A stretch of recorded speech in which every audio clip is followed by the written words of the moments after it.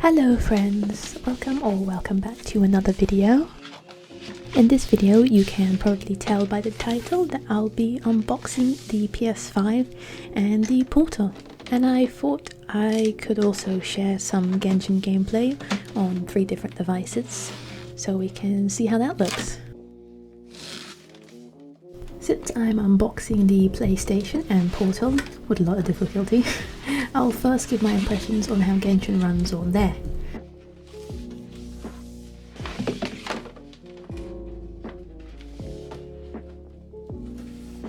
I thought I would also just point out that all of these devices are secondhand, but I honestly couldn't say I'd notice if they were brand new or not.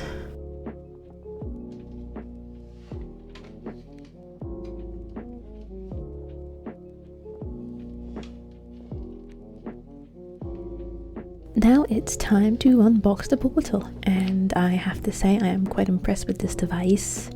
I think you can really get that cozy gaming experience, but with obviously the PlayStation games, which in my opinion is a really big bonus, unlike on the Switch, which is still a lovely device, but there's just something really nice about the PlayStation. I might be a little biased because I grew up with the PlayStation, but I just really like it.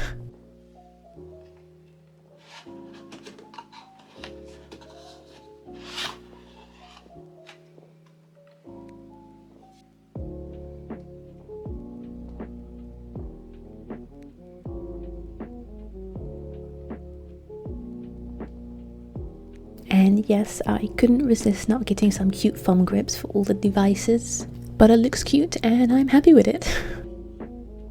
Anyway, let's give Genshin a go.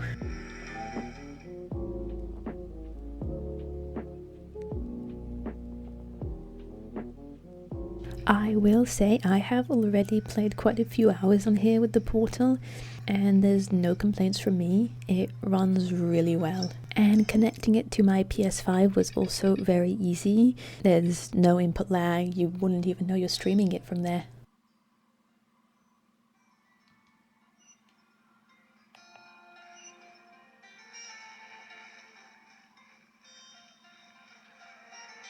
Although I haven't tried cloud streaming yet, as you apparently need PS Plus Premium, which I don't have at the moment. I've only got the base one, but I have heard that it works extremely well too.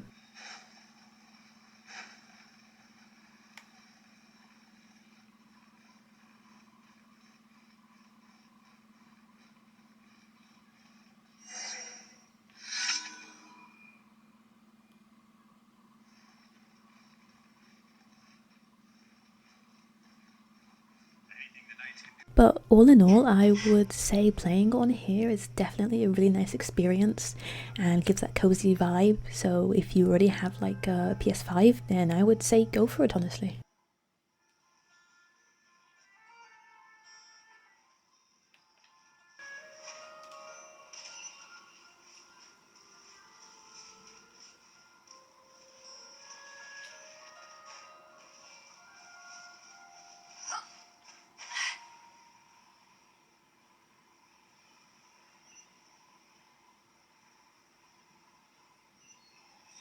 Anyway, now that we have tested Genshin on the Portal, I'd say it's time to move on to the Lenovo Legion Go. There is no unboxing for this because it did not come with one. It did come with a case though, so not really complaining. I did also get the white sticker skin because I just kind of wanted to match my aesthetic for Switch and a PlayStation, and it was tedious to put on, but definitely worth it in the end. I can't say I've played much Genshin on here honestly, but I have played quite a bit of Hogwarts Legacy, and if that works, I have no doubt that Genshin will not be a problem at all.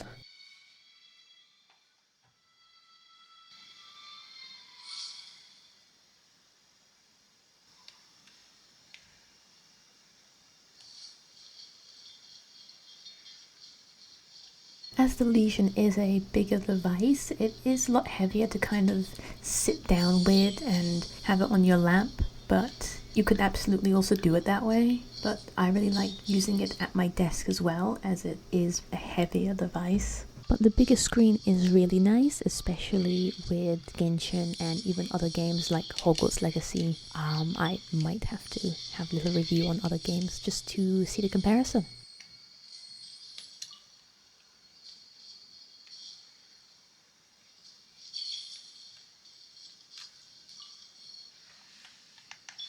Also, the controls feel really nice in the hand as well, and it's not quite like the PlayStation Portal, but they are detachable and kind of really like that feature as well, so you could kind of prop it up the same way like the Nintendo Switch and play it that way.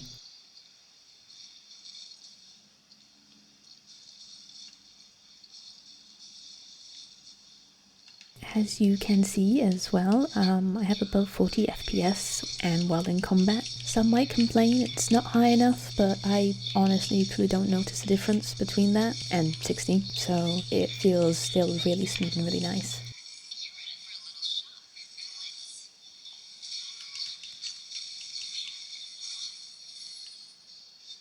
I would say I do have settings, all of them set to high, and even the Legion is running at its native resolution, so I really can't complain with its performance. It's running incredibly nice.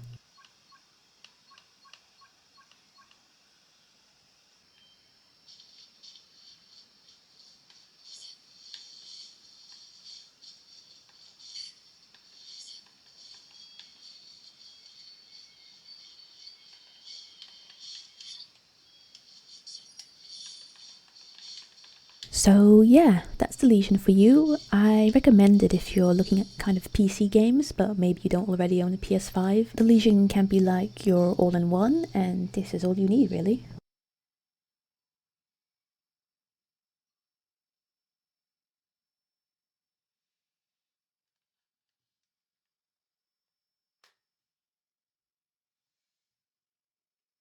Now let's try it on our final device, which is my Galaxy S24 Ultra, and it is also secondhand. Again, I honestly wouldn't know the difference between new and not. I also don't have the most powerful computer anymore, so I have spent many hours already playing on my phone, and it is definitely the most easiest to pick up and just kind of play on, in my opinion. And I also personally find the touchscreen for Genshin gameplay at least to be very intuitive, so I don't have a problem there.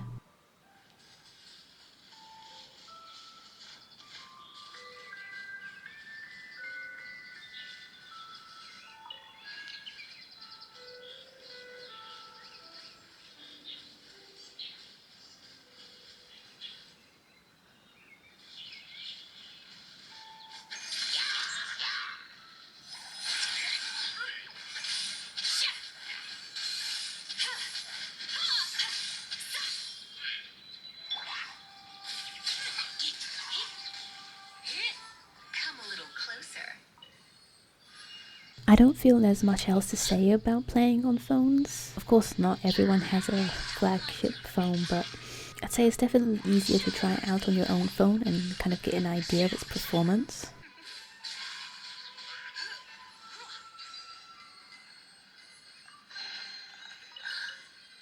And sometimes I do feel that mobiles get left out of that cozy game space, but with how powerful and compact they are, I think they should definitely be included. Granted, games are certainly more limited, but hopefully for mobile gaming that changes soon.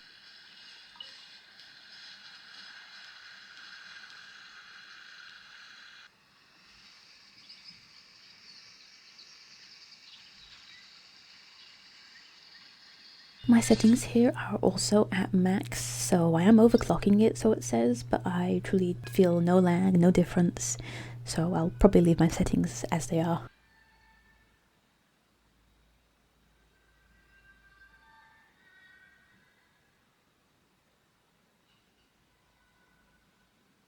So that's all for this video. I don't actually have one to recommend over the others because I personally just love them all, and they are all kind of good and I guess bad for different reasons. But hopefully in the future I can make some more comparisons and you can make your own informed decisions. So yeah, I will see you guys in the next video.